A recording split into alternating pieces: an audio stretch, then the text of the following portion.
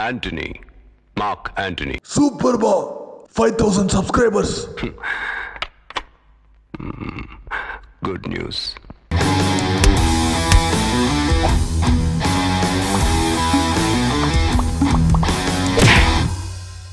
Hey guys, welcome back to the channel. Thanks to all of you 5,000 subscribers. It might not seem like a big number to a lot of people, but for me, it really means a lot. Thank you for all the support and the love that you've been giving. So today we're going to be talking about something, an Instagram post that I put out a few days back. The post was about everything I wanted to tell my 20-year-old self. And one of the things was marks and grades are not the only deciding factor of your future. So a lot of us would have asked others or maybe even ourselves, So a lot of us would have asked others or maybe even ourselves as to how much do marks really matter in life. And to answer this big and difficult question, I have my own little question paper which has around 6 questions. And through each of these questions, we'll be trying to find the answer to the bigger question. So question number 1 is, who should be listening to this? If any of you are in school and you're facing some kind of uncertainty regarding school or the exams in general, or a lot of you might have your board exams coming up, even some of you who are in college who are uncertain about your CGPA and your grades and how it's going to affect your life later. I'm sorry, unga per enna sonneenga? Let's go to question number 2. Do marks matter?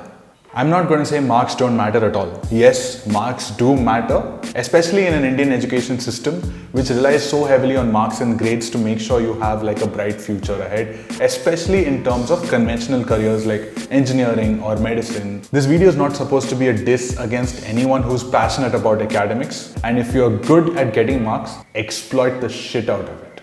And now to the more important question. Question number 3. Are marks the only thing that matter? Maybe at some point in the past, marks would have been the only thing that mattered, but in today's world... So let's rewind a little bit. I'll just tell you a little story. In school, I was a very average student. I was good at English, history, geography, biology, all of these subjects. But as I went through 10th and 11th and 12th, people started telling me that all of these subjects don't even matter. You have to concentrate on physics, chemistry, and maths. And maths is...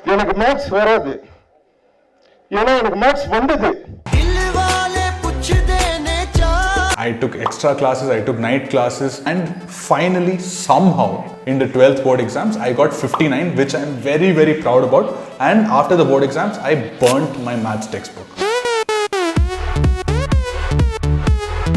And when we got the board exam results, I got around 73%, which I thought was okay, but apparently it was not good enough.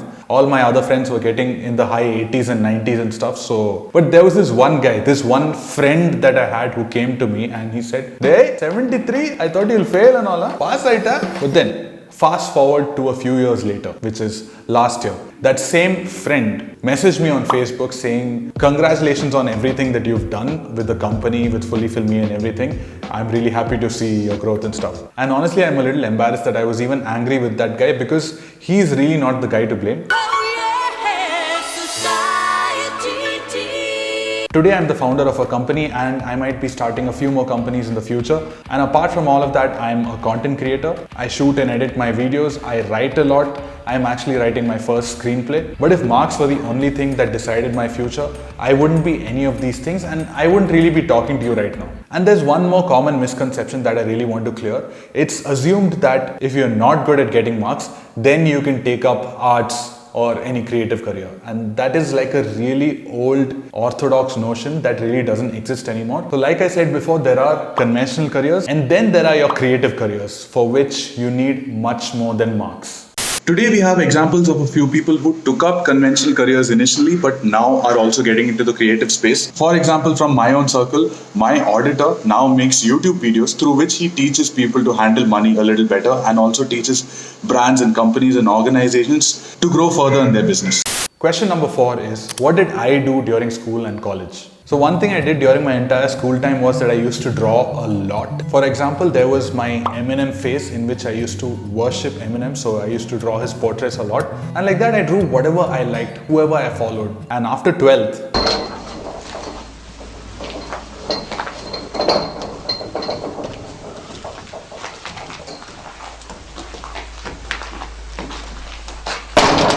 But I just knew that I had to get through these 4 years, so I did whatever I could. I just managed to pass somehow. And then I found that I had a lot of free time. I thought I'd start exploring my other interests, and my first interest during college was photography.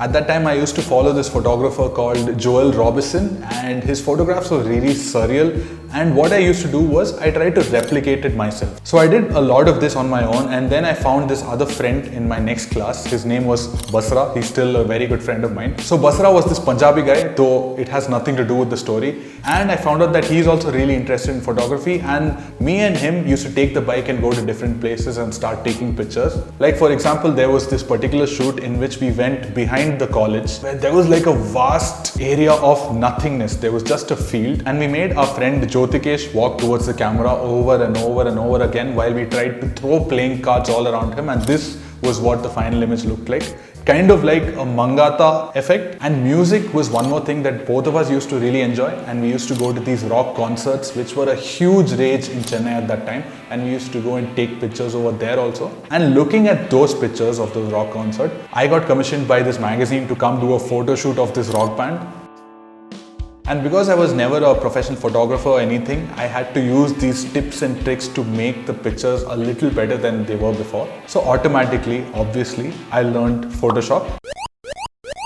And then through learning Photoshop, I started experimenting with a little bit of graphic design. One thing I obviously loved was movies. So I took that and applied the concept of graphic design to it. So I started creating my own minimal Bollywood posters at that time, and I started putting it out. The third thing I started exploring in college was my writing.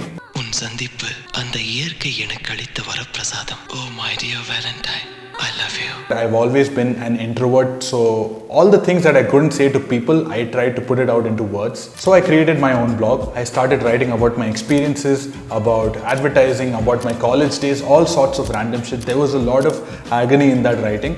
And one of those articles that I had written, which was supposed to be like a pretentious review of Ram Leela, it got picked up by Scoop Oop, and it got, I think, millions of views at that point of time. So there was photography, there was design, there was writing. That time I just did it for the sheer love of it, but all of this collectively contributed to everything that I am right now and everything that I will be.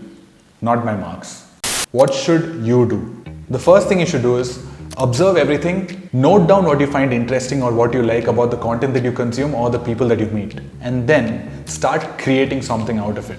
In one of Bharadwaj Rangan's videos, someone asked him, how did you become a film critic? Because I always liked writing and I always loved cinema, and writing about films just seemed a way to fuse the two things together. And when you do create something, don't keep it to yourself.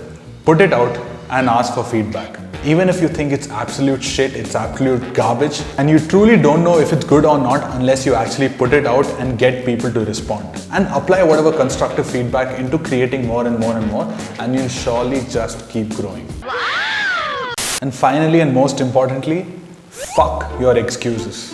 When you're starting out to create content, you might think that, oh, I don't have the best camera, I don't have this particular mic that I need, or this equipment, or this computer. Take these guys for example, who don't have any tools or equipment, all they have is a fucking phone. Roll, camera, action!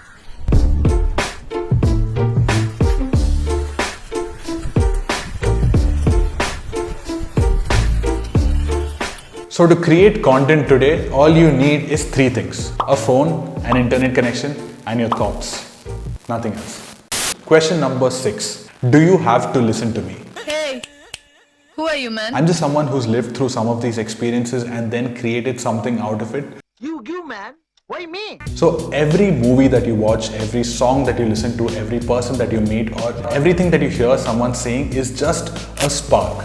No matter how much someone has accomplished in their own lives, no one can tell you that this is exactly what you should do. And I just hope to be one of those million sparks in your journey. So, if you could relate to any of the things that I said, or if it took you a little closer to solving your uncertainty, or if it just made your day a little better, please hit like, hit subscribe, and share it with someone else who probably needs to hear this. And especially to all of you who are appearing for your board exams or any other exam that's coming up, I just want to say one thing.